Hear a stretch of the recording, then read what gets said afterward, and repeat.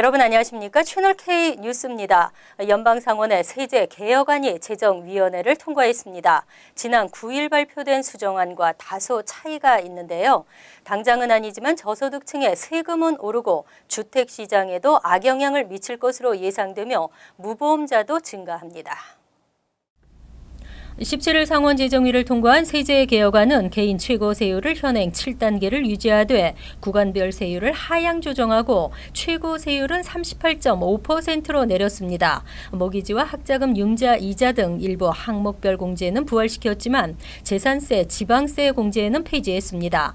부양자녀 세액공제를 확대하고 건강보험 미가입 시 벌금은 인하했습니다. 하지만 전문가들은 이날 통과된 안이 시행되면 2021년부터 연소득 만에서 3만 달러의 저소득층의 세금은 오히려 오르게 된다고 강조했습니다. 또 지금은 2년마다 양도세 면제 혜택을 누릴 수 있었으나 앞으로는 최소 5년이 지나야 다시 혜택을 볼 수 있게 됩니다.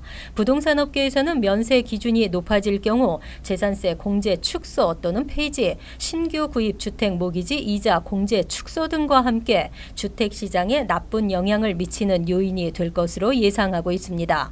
또 10년 후에는 1,300만 명 이상이 무보험자로 전락할 가능성도 제기됐습니다. 연방 상하원에서 표결 절차를 진행 중인 법안이 통과될 경우 주택 판매자들이 양도세 폭탄을 맞게 될 것이라는 우려가 나오고 있습니다. 공화당이 패키지 이민 법안을 발의했습니다. 주요 내용은 가족 이민 중단 또는 축소, 추첨 영주권 폐지, 그리고 E-Verify 사용 의무화 등입니다. 다카 구제를 놓고 협상을 벌일 것으로 보입니다. 공화당 데이브 브렛 의원은 지난 10일 패키지 이민개혁 법안, 미국의 노동, 임금 및 주권 법안을 연방 하원에 발의했습니다. 법안은 그간 공화당 지도부와 트럼프 행정부가 요구해왔던 핵심적인 이민 제한 조항들을 폭넓게 포함시켰습니다. 다카 구제 협상에서 공화당이 반드시 관철시켜야 하는 핵심 조항들이 담긴 패키지 협상 법안이라 할 수 있습니다. 또 이 법안은 연방 하원 공화당 내 최대 계파 중 하나인 프리덤 코커스가 지지하고 있습니다. 핵심 조항으로는 현행 합법 이민제도에 골격이 되고 있는 가족 초청 이민을 폐지 수준으로 축소해 시민권자의 배우자와 미성년 자녀로 가족 이민을 제한하도록 했습니다. 최근 뉴욕의 차량 돌진 테러 사건으로 트럼프 대통령이 강력히 입법을 요구했던 추첨 영주권 폐지 조항도 포함했습니다. 지난 9월 공화당 라마 스미스 의원이 발의한 전자 고용 자격 확인제를 포함시켜 이민자의 불법 취업을 차단할 수 있도록 의무화했습니다. 공화당 지도부는 다카 구제안 합의를 위한 선결 조건으로 3개 핵심 조항이 담긴 패키지 법안을 관철해야 한다는 데 의견을 모은 것으로 전해졌습니다. 공화당은 앞으로 패키지 이민법안의 통과를 강력히 주장하며 민주당과의 협상에 임할 것으로 관측되고 있습니다. 더불어민주당 추미애 대표가 뉴욕 한인회관 평화의 소녀상을 찾았습니다. 추 대표는 일본군 위안부는 일본 정부가 저지른 만행이라며 일본 정부의 공식적인 사과를 촉구했습니다. 보도에 지한샘 기자입니다. 더불어민주당 추미애 대표는 지난 금요일 뉴욕 한인회를 찾아 평화의 소녀상에 헌화했습니다. 추 대표는 우리는 이런 비극이 다시 발생하지 않도록 전 세계에 진실을 알려야 할 책임이 있다며 일본의 진정성 있는 사과를 요구했습니다.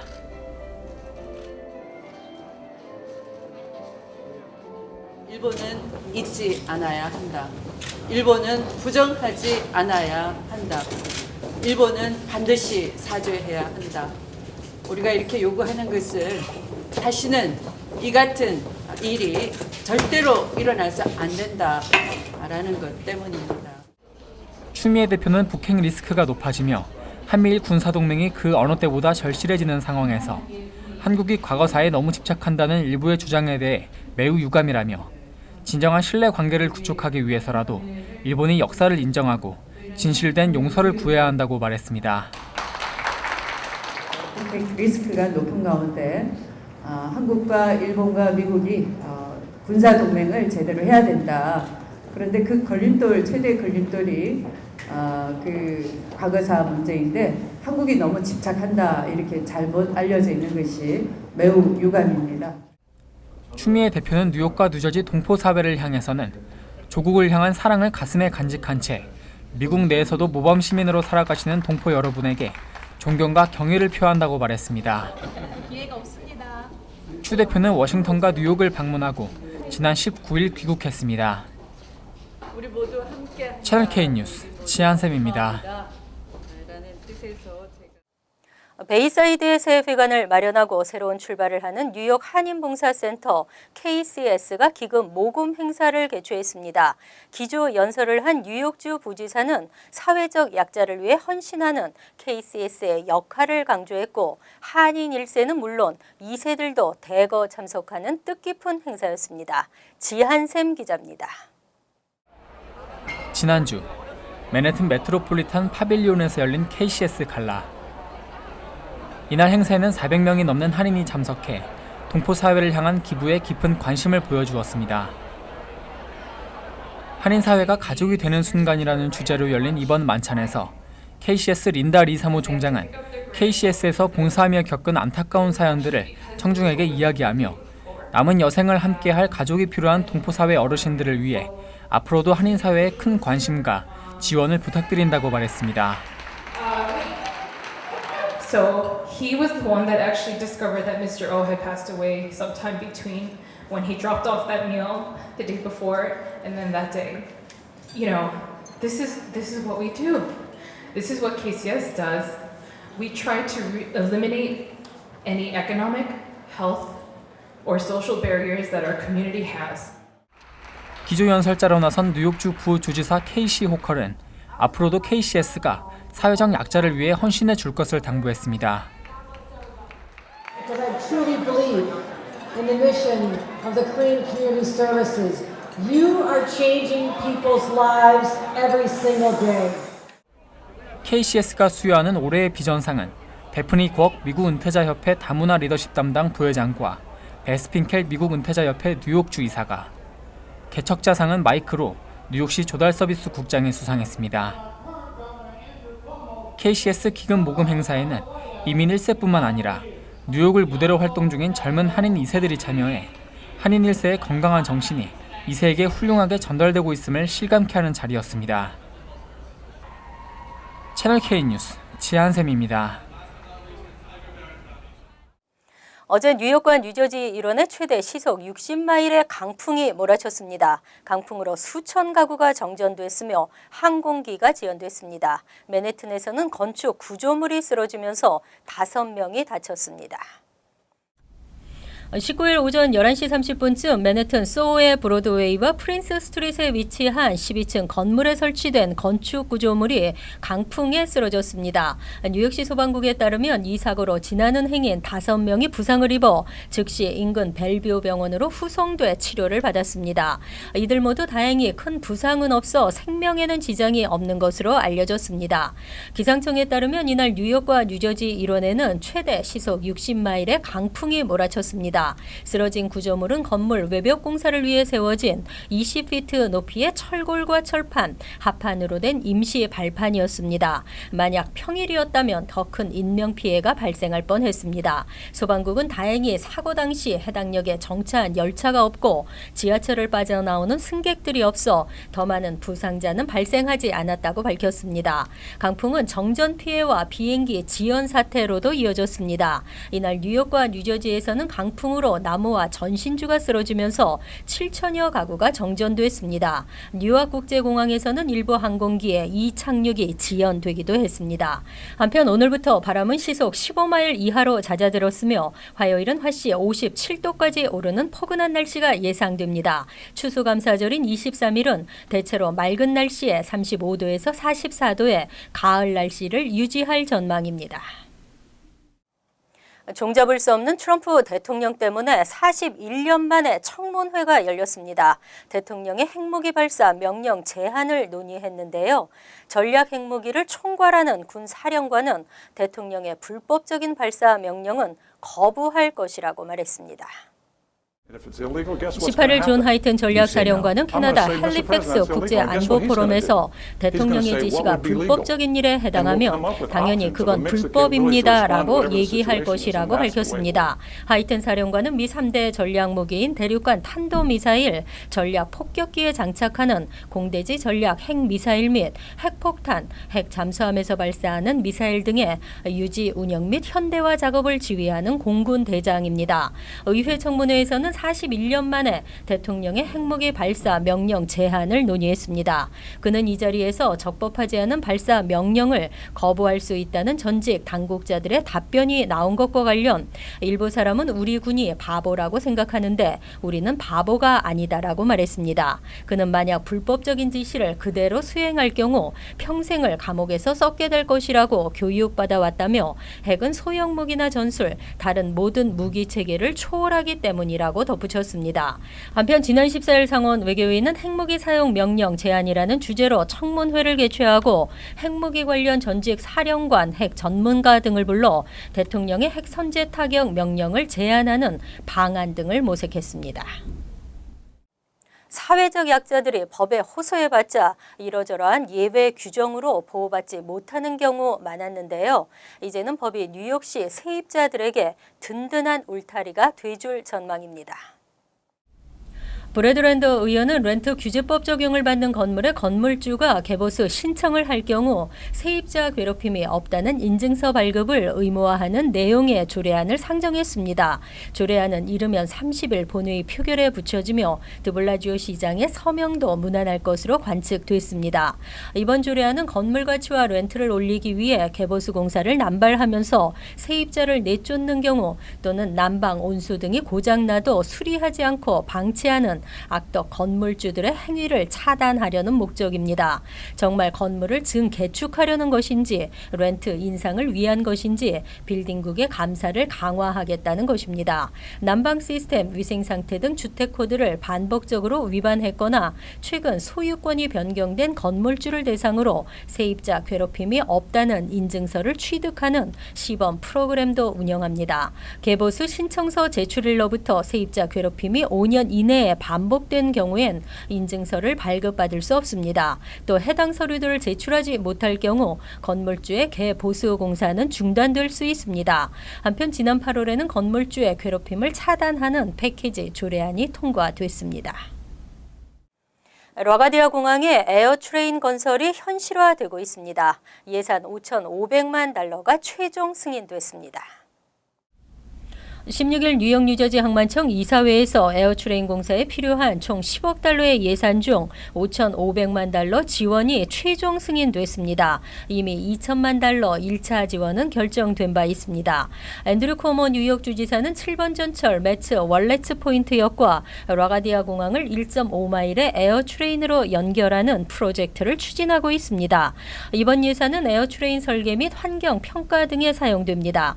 에어트레인 공사가 완료되면 매츠 월렛 포인트 역에서는 6분 내로, 맨해튼 미타운에서는 30분 내로 라가디아 공항에 도착할 수 있게 될 전망입니다. 항만청은 전국 주요 공항 중 기차, 전철이나 에어트레인으로 연결되지 않은 곳은 라가디아뿐이라며 적극적인 지지 입장을 밝히고 있습니다. 한편 MTA는 추수감사절 연휴 기간 약 36만 8천 명이 몰리면서 교통이 혼잡해질 것을 예상 17일부터 재개발 공사가 진행 중인 라가디아 공항과 잭슨 하이츠역, 우드사이드역을 오가는 Q70번 버스를 무료로 운행하고 있습니다. 많은 예산을 투입함에도 뉴욕시 전철은 점점 최악의 상태로 치닫고 있는 것으로 나타났습니다. 대중교통 이용객들의 이해와 요구를 제대로 반영하지 않고 있기 때문이라는 지적입니다. 뉴욕시 전철의 정시 운행률은 전 세계 주요 대도시 가운데 최악의 성적을 기록했습니다. 19일 뉴욕타임즈가 집중 보도한 기획기사에 의하면 예산을 둘러싼 정치인들의 엇갈린 입장과 잘못된 결정들이 뉴욕시 전철의 근본적인 문제를 해결하지 못하는 원인이 되고 있습니다. 전철의 노후화로 고장은 10년 전에 비해 2배나 증가했지만 예산은 25년 전과 변함이 없고 기술자는 오히려 줄었습니다. 하지만 매니저급의 평균 임금은 연 30% 30만 달러 수준에 달하고 있습니다. 필요한 인력과 예산이 제대로 집행되고 있는지 의문을 낳고 있습니다. 2차 세계대전 당시에 비해 오히려 짧아진 전체 철로의 노선 확장 공사는 번번이 무산됐습니다. 전임 시장을 비롯 드블라지오 시장은 전철 개선 예산과 관련 MTA를 운영하는 건 시정부가 아닌 주정부라는 사실을 강조하고 있습니다. 이에 따라 뉴욕시의 전철 정시 운행률은 샌프란시스코 86%, 멕시코시티 71% 등에도 뒤지는 65%를 기록했습니다. 또한 올해 각 노선별 정시 목적지 도착률은 2007년에 비해 20%에서 최고 70%까지 낮아졌습니다. 한편 서울과 홍콩, 싱가포르의 전철 정시 운행률은 99%로 나타났습니다. 이어서 LA 지역 한인사회 소식입니다. 캘리포니아주 의회가 한인 청소년들의 지역사회 활동을 기르기 위해 매년 10월 10일을 화랑의 날로 제정했습니다. 한인 청소년 봉사단체 화랑청소년재단은 주의회에 화랑의 날 제정 발의를 지속적으로 요청한 결과 지난 6월 주의회 하원을 통과해 지난달 상원에서도 의결됐다고 밝혔습니다. 특히 화랑의 날은 캘리포니아에서는 최초로 그 청소년 단체 최초로 만들어진 그런 그 화랑의 날입니다. 앞으로 이제 이것이 10월 10일만큼은 우리 한국인 화랑의 날로 제정이 됐기 때문에 이제 큰 축제도 할 수 있고요. 또 우리 아이들한테 자부심도 줄 수 있는 그런 날이 아닐까 싶습니다. 지난 2006년 설립된 화랑청소년재단은 신라시대 화랑 정신을 바탕으로 한인 청소년들의 정체성과 자긍심을 고취시키기 위한 목적으로 청소년 리더십 프로그램, 결의 얼 세미나, 불우이웃 백내장 수술 지원, 그리고 위안부 역사 알리기 등 다양한 활동을 펼쳐왔습니다. 한편 재단 측은 다음 달 2일 LA 한인타운에서 화랑의 날 선포식을 개최할 예정입니다. 최근 미국에서 성폭력 고발 운동 미투 캠페인이 확산되고 있는 가운데 LA 카운티에서도 직장 내 성희롱이 증가하는 것으로 나타났습니다. LA 카운티 고용평등위원회 CEOP에 따르면 지난 3달 동안 직장 내 성희롱 관련 신고 건수는 3천여 건에 달하며 이는 평균 연간 신고 건수의 절반 이상에 해당됩니다. 이에 대해 CEOP는 최근 연예계와 정치계의 성추문 파문으로 성추행과 성폭행을 고발하는 여론이 확산되면서 직장 내 성희롱 관련 불만 문의가 증가하고 있다고 설명했습니다. 한편 일각에서는 사회적으로 적극적인 신고 문화가 정착되면서 성희롱이나 직장 내 괴롭힘 등을 당하는 피해자들이 적극적으로 대응에 나서고 있다면서 앞으로 당국 차원의 더 많은 관리 감독을 당부했습니다. 간추린 소식입니다. 빌 드블라지오 시장이 시주택공사의 시형 아파트 납페인트 부실 조사에 대해 인지하고 있었음에도 주택공사의 납페인트 부실 조사 사실이 언론에 폭로되자 용납할 수 없는 일이라며 강력히 비난했던 것으로 드러났습니다. 19일 데일리 뉴스에 따르면 주택공사 사장은 지난해 4월 드블라지오 시장에게 시형 아파트에 대한 납페인트 조사가 제대로 되지 않고 있다고 보고했습니다. 루이지애나주 뉴올리언스 역사상 300년 만에 처음 여성 시장이 탄생했습니다. 시장에 당선된 45세 라토야 캔트럴은 구호 활동가로 허리케인 카트리나 재난 당시 복구 요원으로 일했으며 2012년 시의회에 입성했습니다. 그녀는 오늘 승리는 내가 아닌 뉴올리언스를 위한 것이라고 말했습니다. 하지만 뉴올리언스는 높은 범죄율과 침체에 빠진 산업 등 산적한 과제를 안고 있습니다. 17일 매사추세츠 미들섹스 검찰에 따르면 메이너드에 거주하는 49세 데니얼 김 씨는 방화와 폭발물 설치 등의 혐의로 체포됐습니다. 지난 8월 뉴턴 경찰국은 김 씨로부터 그가 운영하고 있는 카페에 화재가 발생해 갇혔다는 신고를 받고 출동, 쓰러져 있는 김 씨를 발견해 병원으로 후송했습니다. 하지만 수사 결과 고의적인 화재라는 것과 함께 현장에서 제조된 폭발물을 발견했습니다. 앤드류 코머 뉴욕 주지사는 추수감사절 연휴 기간 뉴욕 주립공원을 방문하는 것을 권장하기 위해 추수감사절 다음 날인 24일 250여 개의 주립공원 입장을 무료로 허용한다고 밝혔습니다. 나야가라 폭포, 워크웨이 오버 더 허드슨, 락커펠러 스테이트 파크 등 일부 주립공원에서는 이날 하루 주차비도 면제됩니다. 뉴욕에는 250여 개 주립공원이 있으며 매년 6,900만 명이 방문합니다. 환율과 증권 소식입니다.